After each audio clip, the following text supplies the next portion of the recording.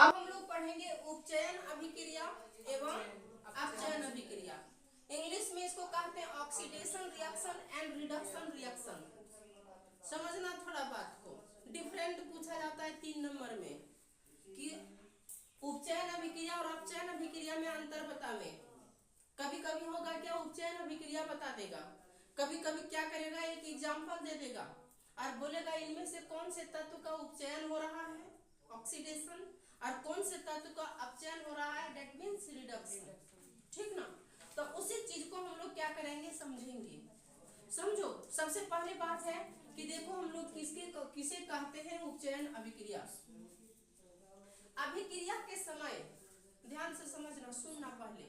अभिक्रिया के समय जब ऑक्सीजन की वृद्धि होता है और हाइड्रोजन का ह्रास होता है, ह्रास मतलब हटता है, वृद्धि मतलब जुड़ता है। ठीक ना, तो अभिक्रिया के समय जब ऑक्सीजन की वृद्धि हो एवं हाइड्रोजन का ह्रास हो तो उसे ही हम लोग कहते हैं ऑक्सीडेशन रिएक्शन। जैसे कि मान ले ऑक्सीजन जो होंगे, ये ऑक्सीजन का क्या होगा, वृद्धि होगा।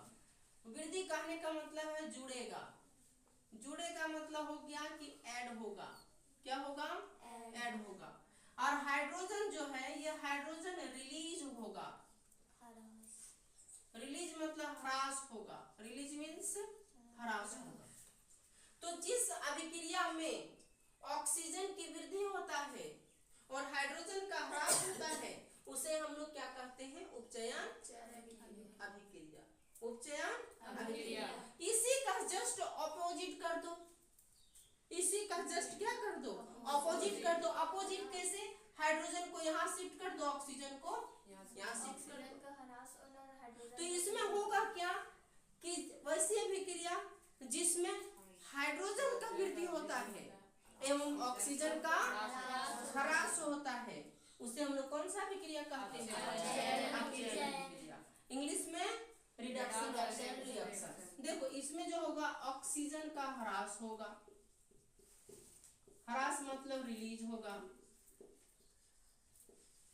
और दूसरा हाइड्रोजन का क्या होगा, वृद्धि होगी, हाइड्रोजन का वृद्धि। एग्जाम्पल से अब हम इसको समझते हैं, एग्जाम्पल से, ठीक ना, तो और ज्यादा क्लियर हो जाएगा। एग्जाम्पल में समझो कि ये है कॉपर प्लस ऑक्सीजन, जब ये रिएक्शन करता है, ठीक, तो रिएक्शन करने के बाद ये जो है सो कॉपर प्लस कॉपर ऑक्साइड बन जाता है। क्या बन जाएगा, CuO, कॉपर ऑक्साइड। तो यहाँ पर हम देख रहे हैं कि ऑक्सीजन इसके साथ क्या हुआ, आकर के जुड़ा है, तो जुड़ा है तो ये एक तरह का कौन सा अभिक्रिया हो गया, उपचयन अभिक्रिया। कौन सा अभिक्रिया हो गया, उपचयन अभिक्रिया। कोई दिक्कत उसमें? यदि हम एग्जांपल देखो, आप देखो यही CuO को हम हाइड्रोजन के साथ रिएक्शन करवाते हैं, ठीक, तो जब हाइड्रोजन के साथ रिएक्शन करवाएंगे तो ये क्या हो जाएगा, कॉपर किसके साथ जुड़ जाएगा और ऑक्सीजन क्या होगा, रिलीज हो जाएगा। तो ये बन जाएगा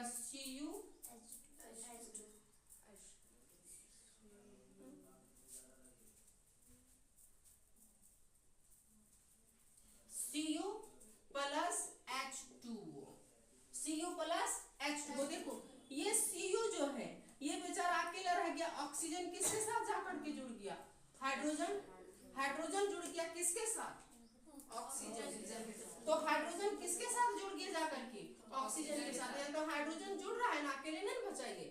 तो ये एक तरह का हो गया कौन सा अभिक्रिया, अपचयन। देखो इसमें अंतर पूछा जाता है।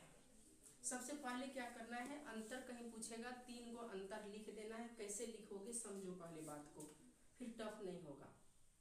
और डिफिनेशन लिख देना है, वैसी अभिक्रिया या जिस अभिक्रिया के समय उपचयन में लिखना है, जिस अभिक्रिया के समय ऑक्सीजन जुड़ता है हाइड्रोजन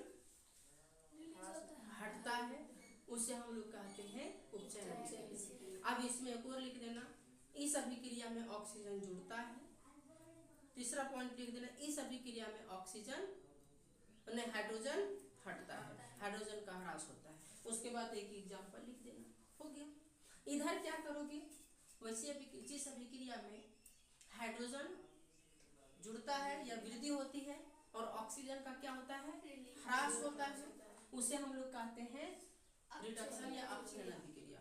इसमें क्या करना है, उसी तरह लिख देना है कि अपचयन अभिक्रिया में ऑक्सीजन वृद्धि होती है कि ह्रास होता है, ह्रास होता है, और हाइड्रोजन की एग्जाम्पल लिख दोगे, हो गया पूरा। अब कभी कभी ऑब्जेक्टिव में क्वेश्चन पूछ दिया जाता है, किस अभिक्रिया में ऑक्सीजन की वृद्धि होगा, ऑक्सीडेशन की रिडक्शन, उपचयन में, किसमें, किस अभिक्रिया में हाइड्रोजन की वृद्धि होगा, किस अभिक्रिया में हाइड्रोजन का ह्रास होगा, तो किसी भी तरह से घुमा फिरा के क्वेश्चन पूछे हमको मतलब नहीं है, कॉन्सेप्ट क्लियर है, मतलब हम उसको बना लेंगे, कोई दिक्कत